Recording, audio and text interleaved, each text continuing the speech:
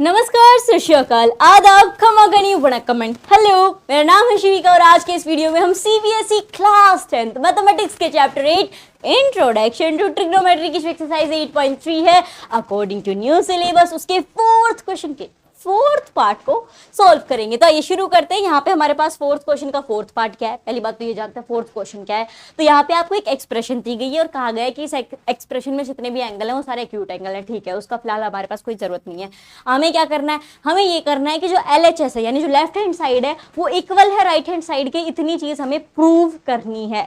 इन सवालों को ध्यान से समझिएगा क्योंकि ये प्रूव वाले सवाल ट्रिग्नोमेट्री के एग्जाम में आते ही आते हैं और 4 से 6 नंबर आपके जो हैं वो भी इसमें आपको मिल जाते हैं। तो आइए शुरू करते हैं। यहाँ पे हमारे पास फोर्थ पार्ट में है 1 + sec a अपॉन में sec a, इसे हमें इक्वल प्रूव करना है इसके साथ ही साथ आपको हिंट दिया गया है कि LHS और RHS इनको आप अलग अलग सेपरेटली सिंप्लीफाई कर लो तो आपका काम बन जाएगा।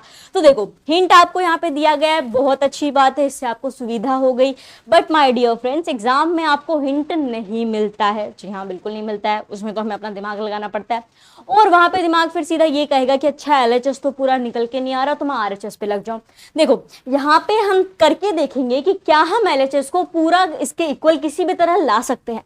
अगर कोई रास्ता नहीं बचेगा, सारे दरवाजे बंद हो जाएंगे, तो फिर हम ये RHS के ऊपर लगेंगे। वरना जो भी हम प्रूव करने वाले क्वेश्चन होते हैं तो कोशिश हमें यही करनी चाहिए कि हम लेफ्ट हैंड साइड को किसी ना किसी तरह RHS के इक्वल ले जाएं, RHS को साथ छेड़छाड़ करने की कोई जरूरत ना पड़े।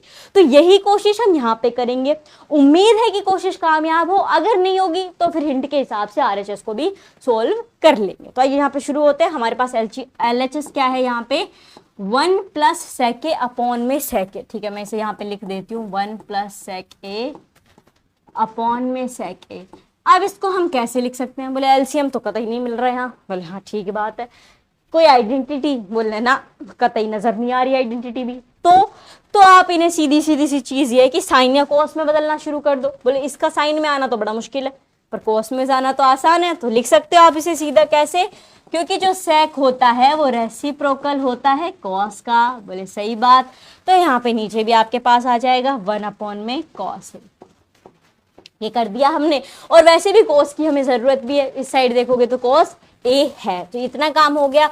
अब आप देखोगे तो अब आप एलसीएम ले सकते हो। बोले हाँ ले सकते हैं। नीचे आपका आ गया cos a, ऊपर 1 था तो उसके साथ cos a मल्टीप्लाई करेगा तो ये आ जाएगा आपका cos a प्लस का 1। नीचे देखोगे तो ये सेम चीज रहने वाली है, तो ये आपका आ जाएगा 1 अपॉन cos a।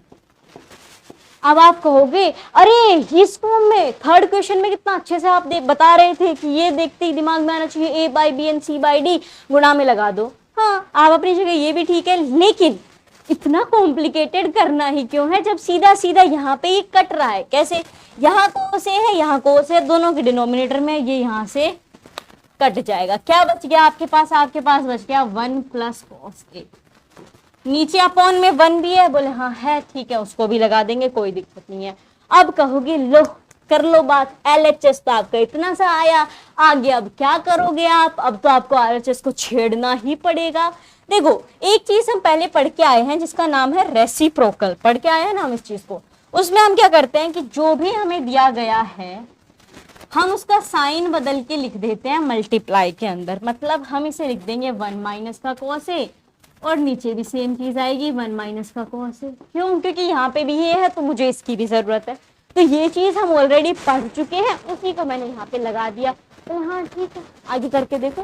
RHS तो छेड़ना ही पड़ेगा। देखते हैं आगे क्या हो सकता है। यहाँ पे हमारे पास आ गया 1 + cos a into 1 - cos a। कर दो इनको गुना, आपके पास आ जाएगा 1 + cos a ब्रैकेट में और यहाँ पे आएगा 1 - cos a। इसको सही से लिखते हैं 1 - cos a। डिनोमिनेटर आपके पास क्या आएगा? 1 यहाँ पे है, माइनस का 1 ये भी हो जाएगा, तो ये हो जाएगा 1 - cos a। ठीक है, अब आप कहोगे देखो अब क्या करोगे। अब वापस आप पहले का एक फॉर्मूला याद करो। एक फॉर्मूला है अपना a + b into a - b = a² - b²। है या नहीं? बोले हाँ है, तो वही यहाँ लगा दो। तो ये हो जाएगा आपका a² माने 1² प्लस b² मतलब cos² a अपॉन में 1 - cos a। बोले ठीक है, 1 - cos a।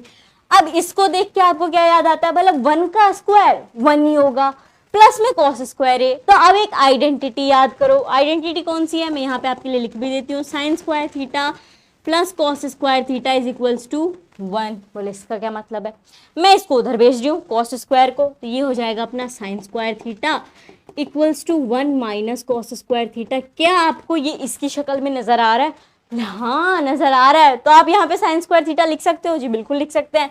तो यहाँ हम लिख देंगे साइन स्क्वायर थीटा अपॉन में हमारे पास है 1 माइनस कॉस ए। क्या ये RHS के इक्वल है, हाँ बिल्कुल RHS जैसा है। तो इसका मतलब ये हो गया कि यहाँ से हमने ये निकाल दिया है, इसे प्रूव कर दिया है that it is equal to RHS, hence proved. बोले अगर ऐसा है तो हिंट क्यों दिया हमें कि RHS को आप सेपरेटली सॉल्व कर लो। देखो आप वो भी कर सकते हो, ये पूरा करोगे तो भी चलेगा, इससे आपका दिमाग में हमेशा ये रहेगा कि मुझे पहले LHS को करना है, अगर LHS में कुछ नहीं बचता तो मैं RHS पे जाऊँ। ठीक है, दिमाग को हमेशा ये इंडिकेशन दे के रखोगे, जरूरी नहीं है कि आप दोनों सोल्व करने बैठ जाओगे, वो सही नहीं बैठता है। तो फिलहाल हमने LHS को सोल्व किया, आंसर निकल के आया। अगर कुछ भी नहीं आता, कुछ आगे ऑप्शन ही नहीं बचता, तो हम RHS पे भी हाथ लगाते। अब अगर आप यहाँ पे RHS भी कंटिन्यू करोगे तो भी देखो क्या होगा, ये जो इस साइड में जितनी चीज आपको नजर आ रही है ना, सब इसका रिवर्स हो जाएगा। बोले कैसे, ये आपका RHS है, बोले हाँ साइन स्क्वायर थीटा, यही फॉर्मूला आप ये लगाते हैं कि साइन स्क्वायर थीटा जो होता है वो इक्वल होता है 1 प्लस कॉस स्क्वायर थीटा के, तो आप इसे इसकी फॉर्म में लिख देते और उसको ऐसे ही रख देते। ठीक है, फिर आप क्या करते हैं, आपको ये नजर आता है ए स्क्वायर माइनस बी स्क्वायर की फॉर्म में, फिर आप दिमाग दौड़ाते और इसे इस फॉर्म में लिख देते A plus B and A minus B, upon में आपका ये सेम ही रहता। बोले ठीक है ये आ गया। उसके बाद आप क्या करते, मैं यही करते, नीचे वाले का रेसिप्रोकल कर देते, ऊपर इससे इसको इससे काट देते, बच जाता 1 प्लस कॉस ए, यहाँ पे भी आया था 1 प्लस कॉस ए, आप कर देते, दोनों हो गए इक्वल, हैंस प्रूव। सेम चीज होनी थी, बट हमने क्या किया, हमने इसके बराबर ही लाया। अब तक जो करते आ रहे थे हमने कोशिश की कि हम उसे ही कंटिन्यू करें, और देखो आंसर भी निकल के आया। तो दोनों तरीके सही हैं, बट इट इज बेस्ट कि अगर आप पहले LHS पे ही पूरी निर्भरता डालें, सारा काम उसी से करवा के देखें, उसके बाद RHS को हाथ लगाएं। सो आई होप आपको ये 4th पार्ट अच्छे से समझ में आ गया होगा। समझ में आ गया हो तो इस वीडियो को अपने दोस्तों के साथ शेयर कीजिए, और हाँ ऐसे ही सभी क्वेश्चन के सॉल्यूशन आपको मिलते रहें, उसके लिए आपने चैनल को सब्सक्राइब कर ही दिया होगा।